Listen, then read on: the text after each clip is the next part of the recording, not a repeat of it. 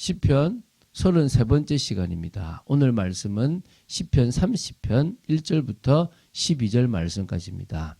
1절부터 4절 말씀을 합독하고 시편 30편 전체를 보도록 하겠습니다. 그러면 시편 30편 1절부터 4절 말씀을 한 목소리로 합독하도록 하겠습니다. 내가 주를 높일 것은 주께서 나를 끌어내사 내 원수로 하여금 나로 말미암아 기뻐하지 못하게 하심이니이다. 여호와 내 하나님이여 내가 주께 부르짖음에 나를 고치셨나이다. 여호와여 주께서 내 영혼을 서울에서 끌어내어 나를 살리사 무덤으로 내려가지 아니하게 하셨나이다. 주의 성소들이 여호와를 찬송하며 그의 거룩함을 기억하며 감사하라. 아멘. 자, 오늘 이 시간 이제 시편 30편을 봅니다. 슬픔이 변하여 춤이 되게 하신 하나님의 은혜를 너무나 감사해서 드리는 찬양시라고 보시면 됩니다. 아마도 이 시는요, 시의 전체 내용을 좀 볼 때 죽음을 생각하지 않으면 안 될 정도로 중한 질병에 걸렸던 다윗이 고침을 받고 하나님의 은혜를 감사하면서 지었을 가능성이 큽니다. 그래서 그 정도의 이런 정말 위기 가운데서 하나님이 구원해 주신 은혜를 찬양하는 거죠. 마치 히스기야가 병들어서 죽게 되었다가 하나님의 은혜로 회복한 후에 하나님께 감사 찬양의 노래를 했던 이사야 38장 9절부터 20절에 나오는 내용과 유사하다라고 보시면 돼서 그래서 더 확실하게 이 시가 그런 고백의 시로 이렇게 보여집니다. 때는 언젠지 구체적으로 정확하게 어느 시점인지는 알 수가 없습니다. 나중에 제가 본문에서 나오지만은 아마 그 인구 조사를 하고 난 이유가 아닐까 이렇게 보는 게 있는데 그걸 좀 이따가 보겠습니다. 또 이 시편 30편에는요 성전 낙성가라는 표제가 붙어 있습니다. 성전 낙선식에 사용되었다는 것이죠. 근데 뭐 알다시피 다윗 생애에 성전을 건축한 일이 없습니다. 다윗이 성전 건축을 하고 싶었지만 소원했지만 하나님은 다윗에게 성전 건축을 허락하지 않았고 오히려 그 아들이 했으니까 다윗이 이 시를 썼을 때는 이렇게 성전 낙성식을 염두에 두고 지어진 시라고 볼 수는 없습니다. 그 후세가 그걸 그렇게 했을 거라고 보는 거죠, 그죠? 그래서 또 그러니까 성전 건축과는 또 아무런 연관성도 없습니다. 그렇지만 제가 아까 말씀드렸지만은 이게 이제 바벨론 포로 귀환 이후에 재건될 그때에 이 성전 낙성가로 이렇게 이 성전을 회복할 때 불렀고요. 또 신구약 중간 시기였던 그때에 이제 그 시리아의 안티오코스 에피파네스 4세가 이렇게 뭐 성전을 유린할 그때에 마카비가 이렇게 회복해서 재봉헌했던 그때를 기념해서 이게 이제 여러분 수전절과 관계되거든요. 그때 이 시를 읽었기 때문에 성전 이렇게 낙성가로 이렇게 표현되지 않겠나 해서 감사 찬양시로 보는 경우도 있습니다. 자, 요 정도까지 내용을 보겠습니다. 시편 30편은 좀 중한 질병에 걸렸던 가운데 나왔고 성전 낙성가라는 표제를 왜 하게 됐는지에 대한 얘기를 나눴습니다. 자, 이제 시편 30편의 내용을 구체적으로 보겠습니다. 먼저 1절부터 3절을 먼저 보도록 하고요. 그 다음에는 4절부터 5절이고 그리고 그 다음에 이어서 이제 할 게 뭐냐면은 바로 그 뒤로 6절부터 12절까지를 이렇게 보는 세 부분으로 보시면 될 것 같습니다. 자, 그러면 첫 번째 1절부터 3절은 중한 질병에 걸려 거의 무덤의 문턱, 스월의 문턱까지 갔던 다윗이 하나님의 은혜로 고침을 받은 것을 회상하며 부르는 감사의 노래라고 보시면 됩니다. 제가 3절 읽어볼게요. 여호와여 내가 주를 높일 것은 주께서 나를 끌어내사 내 원수로 하여금 나로 말미암아 기뻐하지 못하게 하심이니이다. 여호와 내 하나님이여 내가 주께 부르짖음에 나를 고치셨나이다. 여호와여 주께서 내 영혼을 스올에서 끌어내어 나를 살리사 무덤으로 내려가지 아니하게 하셨나이다. 그러니까 다윗이 살 가망이 없었던 그때에 자신이 스올과 무덤의 문턱까지 갔던 그때에 자신이 구원받은 것에 대해서 오히려 대적들에게 조롱거리가 되지 않은 것에 대해서 감사하다라고 지금 표현하고 있는 겁니다. 항상 대적들은 다윗이 죽기만을 이렇게 바랬고요. 그래야 자기들의 세상이 될 수 있으니까 다윗이 죽기를 학수고대했습니다. 그런데 하나님은 다윗의 기도를 들으셔서 살 가망이 없던 다윗을 고쳐주셨다라는 것입니다. 그래서 중한 병에서 끌어내사 대적들로 하여금 기뻐하지 못하게 하셨다. 한마디로 새 생명을 얻게 하셨다 이 말이겠죠. 그래서 다윗은 하나님을 찬송하고 높이겠다는 것입니다. 마치 히스기야가 했던 것처럼 자신의 생명을 15년 연장시켜 주어서 너무나 감사하다고 고백했던 것하고 유사하다고 보시면 됩니다. 그래서 영원히 감사하겠다고 합니다. 그 이유가 뭡니까? 하나님이 자신을 구원하신 목적이 자기 영광으로 하나님을 찬송케 하는 데 있기 때문이라고 고백하고 있다는 겁니다. 자, 두 번째 4절 5절입니다. 다윗이 회중을 향하여 하나님의 노염은 잠깐이고 그 은총은 영원함을 인하여 하나님께 감사 찬양하는 일에 동참하라고 이렇게 권면하는 그런 내용입니다. 읽어볼게요. 4절 5절요.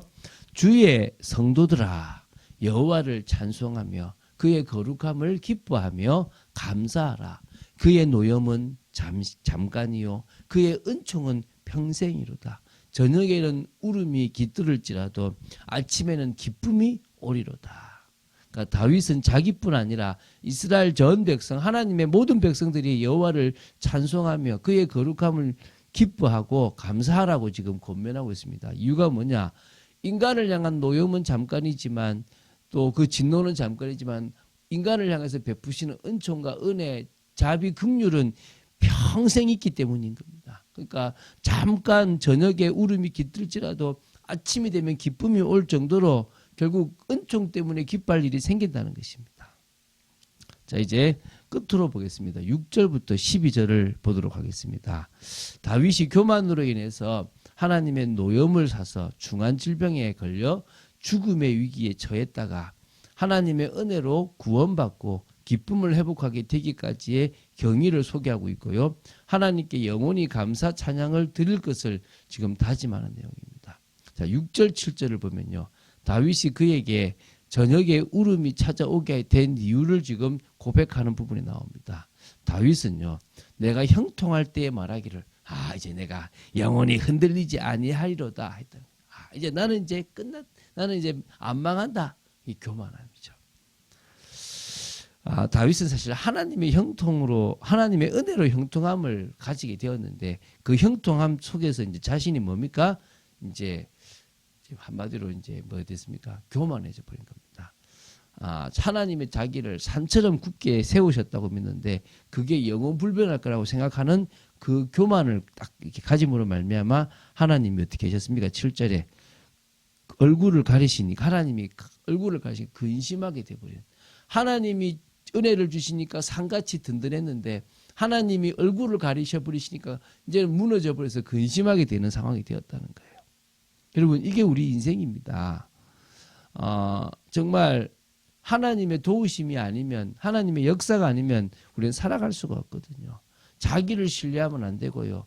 우리를 견고하게 하시고 우리를 세우시는 여호와 하나님의 그 은혜를 날마다 찬양하고 고백해야 되는 것입니다. 그래서 육신적인 형통함 역시 세상적인 형통함 역시 하나님이 주시는 것입니다. 그래서 이거를 인구조사 때로 보는 경우들이 있습니다. 왜냐하면 인구조사 사건으로 인해서 하나님의 용서를 구하는 내용들이 있고 그때 이제 제사를 드리잖아요. 근데 그게 그 제사 드렸던 장소가 훗날 성전으로 드려지는 그런 곳이기 때문에 성전 낙성가와 관계 있지 않았나라고 보는데요. 어쨌든 인구조사하면서 이제 우리가 내가 이 정도 백성이 있으면 나는 괜찮다라고 생각하는 그때가 하나님을 의지하지 않고 교만했던 그때로 보고 있는 겁니다. 자, 이제 8절부터 10절을 보겠습니다. 다윗은요 죽음의 위기에 처하여 하나님께 자신을 살려주실 것을 간청했습니다. 그 보면 이제 특히 이제 9절에 다윗은 자신이 이 땅에서 병으로 인해 더 살지 못하고 죽어버린다면 내 피가 이 보면 보십시오. 이게 뭐라 나오냐면은 자, 제 9절 보면요. 나의 피가 무슨 유익이 있으리요. 그 피 흘리면 죄사함 이건 자신은 죄악이니까 좀 자기 범죄 때문이니까 피도 유익이 없죠. 그 정도가 아닙니다. 또 뭡니까? 진토가 어떻게 주를 찬송하며 주의 진리를 선포하니까 결국은 자기가 죽어버림으로 말미암아 진토가 되어버렸으니까 찬송할 수도 없고 진리를 선포할 수도 없다라고 얘기하는 겁니다. 그러니까 백성들로 하나님을 찬송케 하고 하나님의 진리를 선포하도록 자신을 살려달라고 지금 거꾸로 지금 반문하고 있는 겁니다. 그러니까 무작정 살려달라고 하는 게 아니고요. 하나님께서 살려주신다면 이제 자신은 나를 드러내는 삶이 아니라 정말 하나님의 영광을 드러내는 삶을 살겠다고 하는 겁니다. 그래서 10절에 고백합니다. 여호와여 들으시고 내게 은혜를 베푸소서 여호와여 나를 돕는 자가 되소서 하였나이다. 그렇게 고백했다는 거예요. 그래서 11절 12절도 참 의미 있는 고백입니다.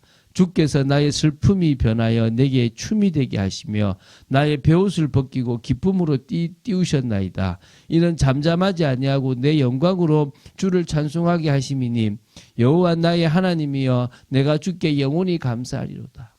자기가 회복되고 다시 좋아진 이 모든 것으로 누구를 찬송하겠다고요? 여호와 하나님을 찬송하겠다고. 오늘 우리의 삶이 이런 삶이 되어야 될 줄로 믿습니다. 우리가 주님 앞에 내려놓습니다. 우리의 연약함과 부족함을 들어주시고 그 집을 용서하시고 주님의 영광을 드러내고 주님을 찬송하는 슬픔이 변하여 춤이 되고 베옷을 벗기고 기쁨의 띠를 띄우시는 그런 역사가 있게 하여 주시옵소서 기도하는 겁니다. 하나님은 아무런 이유 없이 진노하시지 않습니다. 물론 진노하신다고 다 망하는 것은 아니지만 우리의 삶에도 교만함이나 범죄함이 있다면 하나님은 주의 얼굴을 가려버리심으로 말미암아 우리가 공경에 처하기도 하고 죽음의 위기에 빠질 수도 있습니다. 그럴 때 뭡니까? 다시 회개하고 주님의 은혜 없이는 살아갈 수 없는 존재인데 또 내가 주님의 은혜 없이 살아가는 각인 뿌리 체질된 그것이 나왔구나.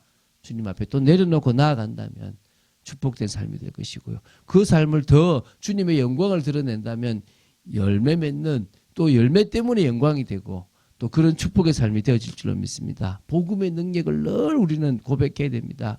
복음의 능력이 아니면 아무 소용이 없단 말입니다. 복음의 능력을 붙잡고 나아가는 축복된 삶을 기쁨과 감사함으로 살아가야 될 줄로 믿습니다. 그런 축복의 삶이 되어지기를 또 응답받는 삶이 되어지기를 주 예수 그리스도 이름으로 축원드립니다.